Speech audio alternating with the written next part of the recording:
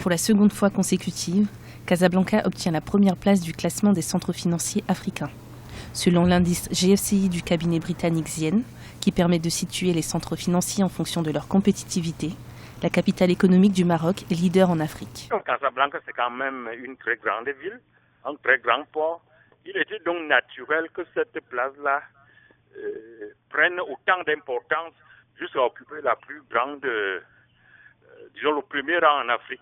C'est très normal, c'est très logique lorsqu'on voit la dynamique de cette économie. À l'échelle mondiale, la métropole marocaine de 3 millions d'habitants se classe à la 30e place et devance des villes européennes telles que Dublin ou encore Amsterdam.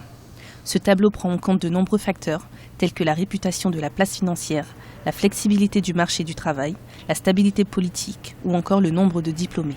Il y a des objectifs d'ordre purement financier, c'est-à-dire les entreprises trouvent intérêt à investir là-bas parce que ça leur permet d'avoir d'importants bénéfices. Mais à cela s'ajoute une stratégie macroéconomique parfaitement définie par le jeune roi, le roi actuel Mohamed VI, qui a très bien compris les enjeux et qui a en quelque sorte ouvert le Maroc d'abord vis-à-vis de l'Europe pour attirer les capitaux et les localisations et ensuite vis-à-vis de l'Afrique pour gagner des parts de marché.